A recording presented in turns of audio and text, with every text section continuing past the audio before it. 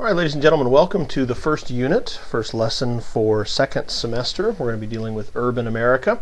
Before we get into the lesson, though, I want to certainly welcome you to second semester and especially welcome the new students to U.S. History. It's great to have you on board. And if you haven't had a chance yet, please click on the Getting Started in the Course link on the main page. That'll tell you a lot about how we do business and how you can use these YouTube videos to kind of help you through the units. So take a look at that first, if you would, and then come back to lesson 1, and it'll make a lot more sense. So let's go ahead and get started. When we left off at the end of first semester, we were really dealing with the change in America from a rural or farm-based society to one that was industrialized. And we said with that industrialization came a number of changes, especially in where people lived in the United States. People were moving from the farms, the rural areas, to the cities where those factories and industrial jobs were. So we're going to talk a little bit about, in this unit, what happened, what that shift looked like, and what it meant for normal folks working and living in the United States at this time frame. And the first thing, of course, is the fact that we had a fairly massive growth of cities. Cities went from kind of smaller hubs in each state to these massive conglomerations that we see today. And this is really the time frame that started. The urban nature of our country that we see today really had its growth in this time frame. So the cities grew due to industrialization, as we talked about, the fact that there were jobs in the cities, and so people came to the cities for those jobs. Immigration, especially from Europe on the East Coast and China on the West Coast. And technology, new technologies in terms of factories, new technologies in terms of transportation and communication led to cities being the focal point for the life of the United States and certainly the economy of the United States. The largest cities in 1900 were New York, Chicago, and Philadelphia. You'll notice on there that there's no Phoenix, there's no Los Angeles, there's no Denver. These were not big cities at the time, and of course Las Vegas didn't become a city until 1905, so we were certainly not on the map at this point. So what do we mean by urbanization? Urban is the root word of this, the root of this particular word means of the cities. And so what were some of the urban changes, the city changes that were happening? Well, some of the technologies in terms of building allowed for skyscrapers to be constructed, and that means that we can build up instead of building out. And so we can have more people either working or living on one piece of land because we can have multiple stories. And the technology now allows for steel girders, which allows for construction up. And so we see a lot of that in the major cities. Mass transportation in terms of trolleys and things of that sort allow people to move back and forth other than just walking. We don't have to have horses all over the place, so we have the ability to move people within the cities a little easier. And the infrastructure, so we have water and we have light and we have power and things being built. With that urbanization comes a kind of a separation of classes. We have the high society, the wealthy class, the middle class, those would be the kind of the managers, the people that run the factories, and finally the working class. And of course the vast majority live in the working class. And we'll take a look and see what the difference in lifestyle was for those different classes.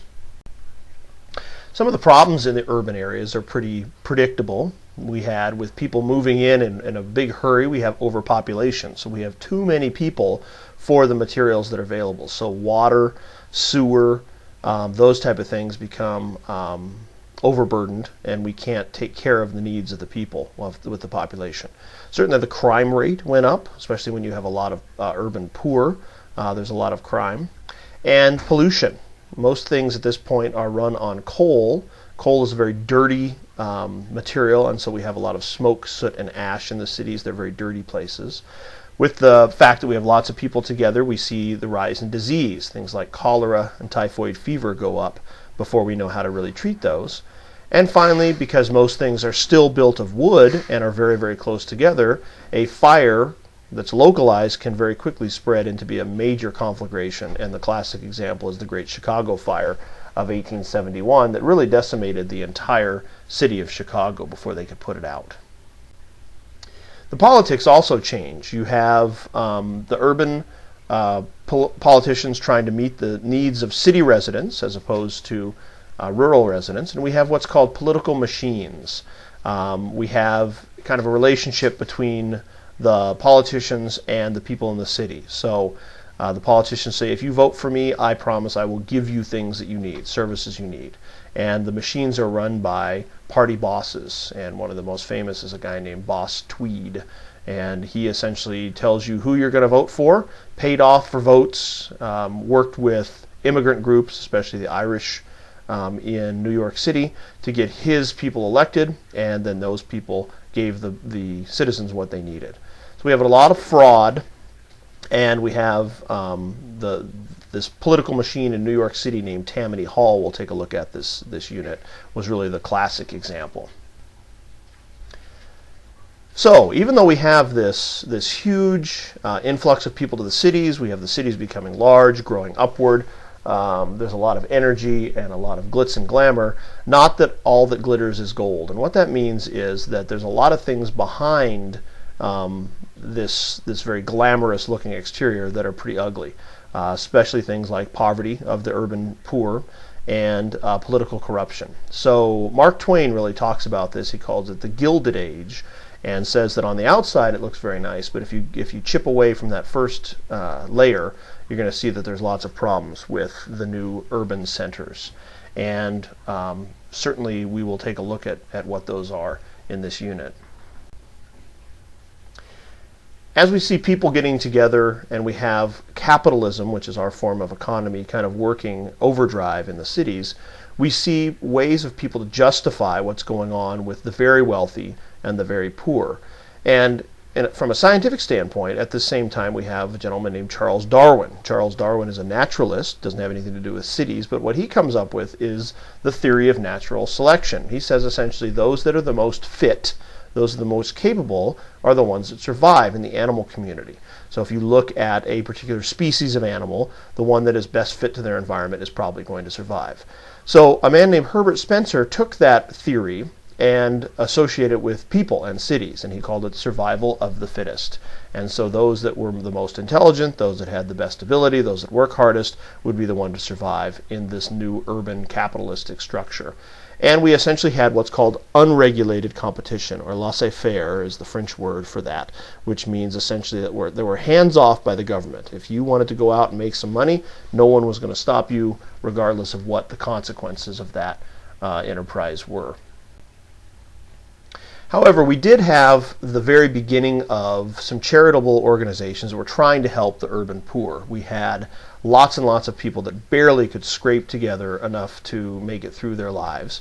And we had what's called the naturalist movement, which really counterbalanced this social Darwinism and said we need to help the people that can't help themselves.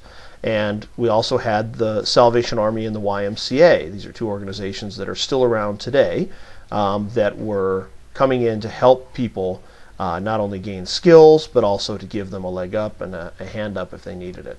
And we had what's called the settlement house movement. In major cities, especially Chicago, with a woman named Jane Addams, we had homes for the urban poor where they would get hot meals, and they would get training, and they would could make sure that then their children were safe.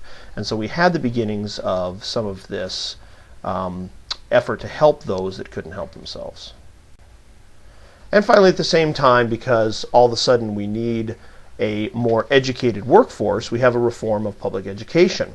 And very much the education that you folks receive today has its growth out of this time frame. School attendance is increased, and in a lot of places is required. You no longer have the option of going to school, you have to go to school. There is school that is provided for the working poor and immigrants. And that is really not only to help them become educated, but also to help them become Americanized, so they can take this vast majority or vast group of people from all over the world and kind of teach them the American culture. We also see the expansion of higher education or college education, with more people going to college to train on how to be leaders. And finally, public libraries are built, oftentimes with some of the money donated by these very, very wealthy people like Andrew Carnegie, so that people can go and read and not have to buy books. So that's how certainly this era impacts you. We'll talk a little bit more about what that looks like as we go through this unit.